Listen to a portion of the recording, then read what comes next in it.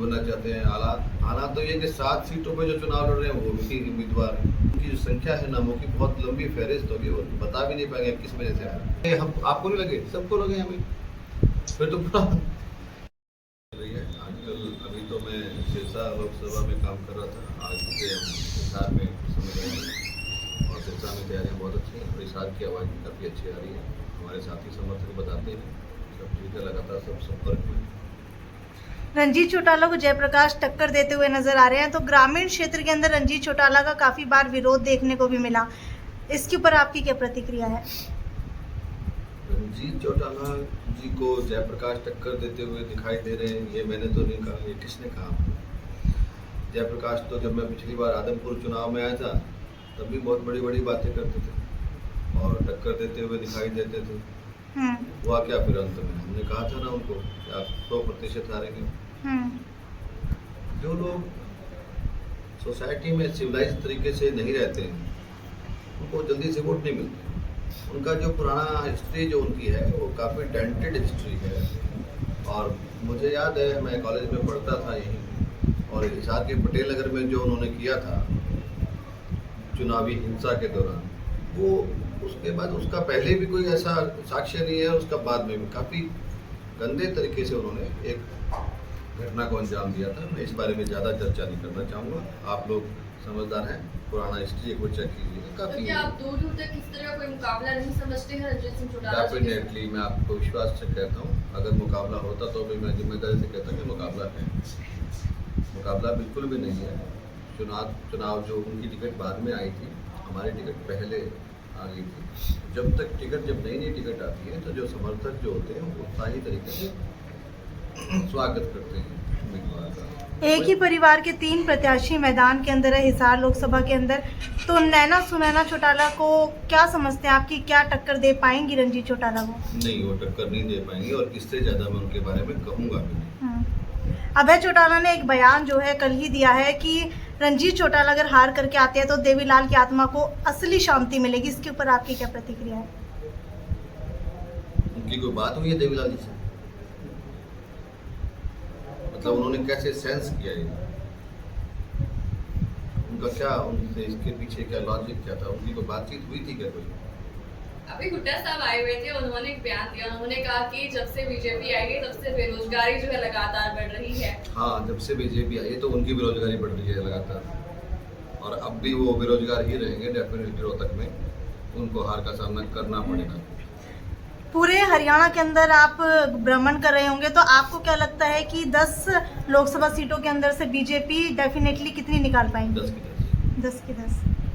चलिए एक तरफ बात कर ले, अलायंस में जो है इन्होंने इंडिया गठबंधन बनाया, तो क्या लगता है उसका असर कहीं हमारे बीजेपी पर तो नहीं देखने को मिलेगा? इंडिया गठबंधन नहीं, इंडी गठबंधन था वो, तो इंडिया नहीं बोल सकते आप। ये फॉर अलायंस था, हर एक की बात में डॉट है उसमें, वो इंडी गठबंधन था। और गठबंधन में सभी लोग प्रधानमंत्री बनना चाहते हैं। कुछ लोग तो 22 सीटों पर चुनाव लड़ रहे हैं, वही प्रधानमंत्री बनना चाहते हैं।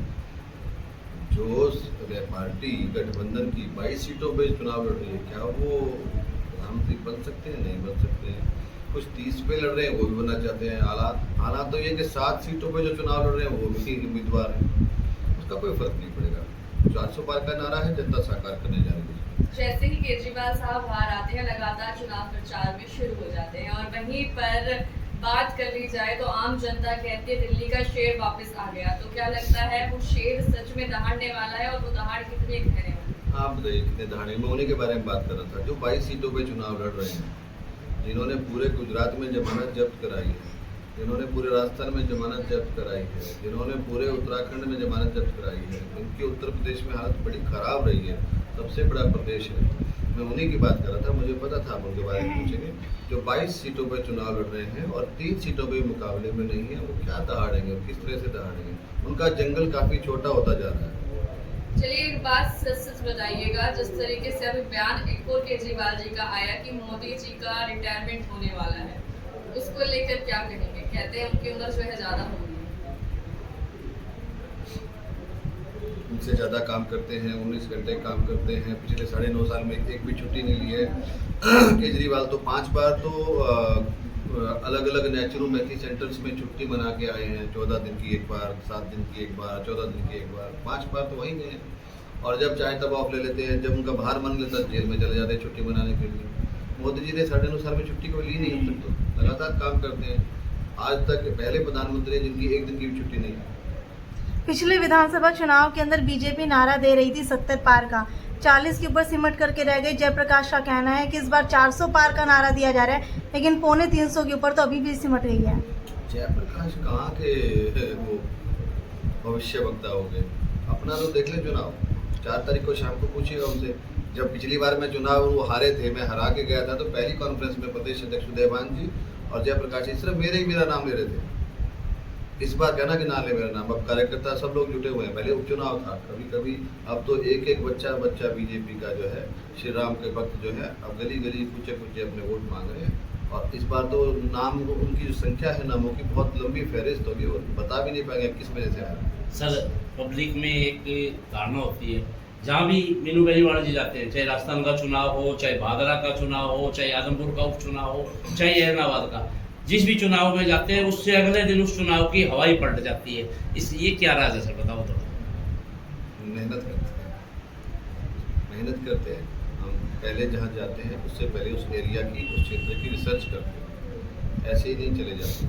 हमारी टीम पहले जाती है और हम आइडेंटिफाई करते हैं कि कौन कौन लोग हैं जो पॉलिटिकली एक्टिव हैं, सोशली एक्टिव हैं, लेकिन उनको उनकी जहाँ वो हैं वहाँ पर सम्मान पूरा नहीं मिल रहा है, इसके वो खिलाफ। उनको टच करते ही सबसे पहले ही जब जैसे हम जाते हैं उनको टच करते हैं तो माहौल अपने आप बन जाता है। जो लोग सोसाइटी में जिनकी वैल्यू है, जो साफ छवि के लोग उनको टच करते हैं, सब कुछ ठीक हो जाता है। यही है तरीका, और कोई अलग स्पेशल तरीका कोई नहीं है। तो छोटे मोटे तरीके जो होते हैं वो आपको फिर विपक्ष कहता है कि आप लोगों के पास एक वॉशिंग मशीन भी है जिसमें काफी लोग धुल जाते हैं। हाँ, वॉशिंग मशीन में काफ़ी लोग धुल चुके हैं। बाकी अभी जो चुनाव हो जाएगा, तीसरी बार जब मोदी सरकार बनेगी, सभी ठग जेल में होंगे और सारे के सारे धुल जाएंगे। मतलब आप मानते हैं कि वॉशिंग मशीन है आप लोग? हाँ, वॉशिंग मशीन है, उनमें धुल रहे हैं सब लोग, काफ़ी धुल चुके हैं। कुछ लोग बाहर घूम रहे हैं जो वो आगे तीसरी बार की सरकार, मोदी जी ने कहा है ना, अभी तक कुछ नहीं हुआ, तीसरी बार आओ फिर देखते हैं कितने बड़े बड़े स्टेप लेंगे। सर, कुछ कमेंट्स आते हैं जब मोदी के बारे में या मोदी जी की कोई या हिसार की कोई वीडियो डाली जाती है रंजीत चौटाला जी की, तो उसमें एक कमेंट आया था कि आप कांग्रेसी को इस तरीके से विरोध करें, पर आपके खुद के 10 में से 6 तो कांग्रेसी ही है। मैं इस तरह की बातों पे कमेंट नहीं कर सकता। नीतिगत व्यवस्था के हिसाब से करिए तो देखो, होता क्या है कि जिस तरह की पॉलिसी बीजेपी की है, जिस तरह का काम गवर्नमेंट ने किया है, जिस तरह बीजेपी की पॉलिसी अंतिम व्यक्ति तक है। अंत्योदय जो है वो अंतिम व्यक्ति और अंतिम पंक्ति में खड़ा अंतिम आदमी, जिसको सोशली समाज में जगह कई बार कम मिलती है, पॉलिटिकली इतना वो नहीं मजबूत हो सकता है, तो उस तक पहुँचने की है। कांग्रेस के पास कोई ऐसी पॉलिसी है नहीं। आगे विधानसभा चुनाव आपकी तैयारियां कैसी चल रही हैं? मेरे विधानसभा चुनाव की मेरी कोई तैयारी नहीं चल रही है। मैं जिस पार्टी में हूँ उसमें अपना मुंह उठा के तैयारी नहीं कर सकते। अनुशासन में चलना पड़ता है। अगर जिम्मेदारी संगठन की मिली, संगठन का काम करेंगे, प्रचार की मिलेगी प्रचार करेंगे, व्यवस्था की मिली व्यवस्था करेंगे, चुनाव की मिली चुनाव करेंगे। नायब सिंह सैनी जी अभी आए हुए थे, क्या लगता है चुनाव पर कितना एक बहुत असर पड़ेगा, बहुत ज़्यादा असर पड़ेगा। एक आप देखो ना, मोदी जी के राज में एक आम आदमी मुख्यमंत्री बन सकता है। यहाँ तो तय है, उस पार्टी की अगर सरकार आएगी तो उसका बेटा बनेगा, उस पार्टी की आएगी तो उसका बेटा बनेगा। यहाँ तो कोई भी बन सकता है, आम घर का बेटा। यही तो खास बात है बीजेपी की। बीजेपी में एमएलए आम आदमी है और आम आदमी एमएलए है। पार्टियों को छोड़ के काफी सारे नेता बीजेपी ज्वाइन करते हुए नजर आए। जिस दौरान जिस पार्टी को छोड़कर आए हैं, वहीं पर विपक्ष कहता है कि जब वो हमारी सरियत नहीं हुई तो बीजेपी की सरियत। हर आदमी ऐसे ही कहता है, जो जिस पार्टी को छोड़ता है वो पार्टी, जो पहले वाली पार्टी वाले वैसे ही बोलते हैं। छोड़ के जाता है वो कहता है बेकार पार्टी थी। ये तो उनका आपस का विषय है।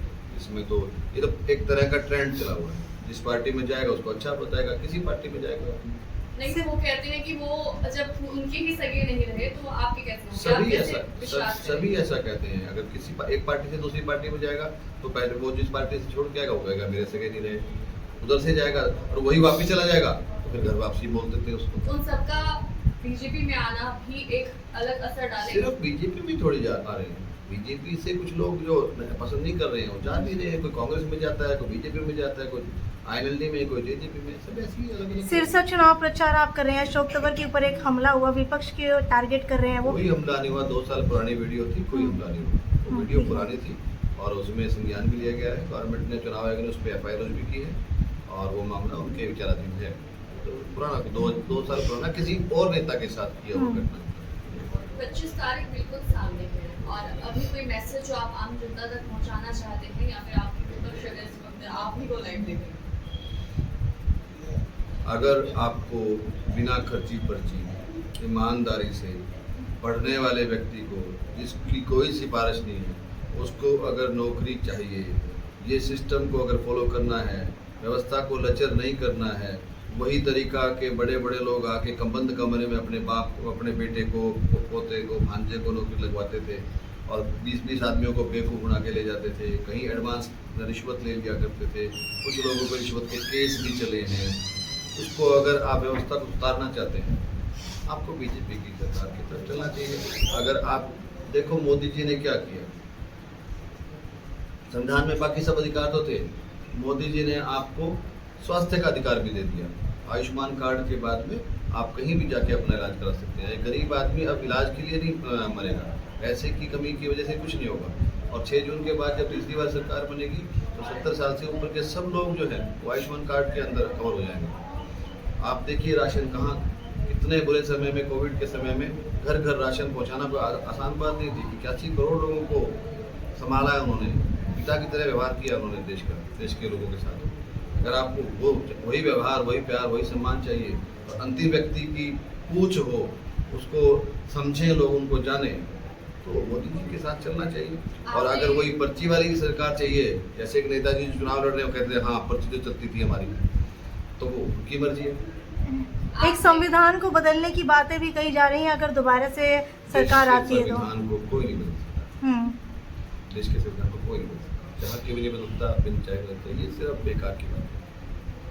आपने भी महामारी की बात की है, नगरगांव की जेपी साहब का भी बयान आया था कि वो टीके जो है वो जानलेवा टीके लगाए गए थे, उनको मारने। उन्होंने क्यों लगवाए थे फिर टीके? खुद को भी लगे, उनके भाई को भी लगे, उनके घर में भी लगे टीके, वो ना लगवाते, वो तो जिंदा है। आप पूछो उनसे, उनके पास कोविड सर्टिफिकेट है कि नहीं है? लेकिन कोविशील्ड कंपनी ने खुद ये माना है। उन्होंने नहीं माना है, वो कुछ विशेष केस थे, इंग्लैंड की बात है, वो इंडिया की बात नहीं है। आप जयप्रकाश जी जब आपको मिले तो आप पूछिएगा कि कोविड सर्टिफिकेट है आपके पास, और है तो आप अब तक जिंदा क्यों हैं? ऐसे थोड़ी होता है, इतने बड़े आदमी ऐसी ऐसी बातें करते हैं। पूरे घर को लगे, हम आपको नहीं लगे, सबको लगे हमें, फिर तो पूरा। जेपी साहब कहते हैं 500 रुपए में सिलेंडर देने का काम भी करेंगे अगर उनकी सरकार आ जाती है, तो मोदी जी से क्या उम्मीद लगाई? जेपी साहब सिलेंडर ले लेंगे बाद में, जब वो हार जाएंगे तो सिलेंडर लेना उनको करना क्या? पिछली बार भी सिलेंडर दिया था ना एक, इस बार पूरी सिलेंडर पूरा सब कुछ दे देंगे इकट्ठा सेट उनको, चिंता मत करो आप उनसे पूछना कि उन्होंने पटेल नगर में क्या किया था। क्या आप दोहराएंगे उस घटना को वापस? मैं मेरे मुंह से नहीं बोलना चाहूँगा, इतनी तो गंदी घटना उन्होंने की थी, घृणित चीज थी, वो मैं नहीं दोहरा पाऊंगा। नरवाना में उन्होंने क्या किया था, ये शरारती और डिफरेंट टाइप के लोग, इनका राजनीति में इनका तो होना ही नहीं चाहिए ऐसे लोगों को। इसको टिकट क्यों दिया है पता नहीं। अभी नैना सिंह चौटाला जी पर भी हमला हुआ, उसमें जेपी जी का नाम आ रहा है, तो क्या लगता है सच्चाई है उसका? बुरी बात, हमला किसी पे भी नहीं होना चाहिए, बुरी बात। पर जेपी तो हमला करने के माहिर ही रहे हैं शायद, पहले वाली बात थी इसी से संबंधित। बहुत बहुत बहुत बहुत धन्यवाद।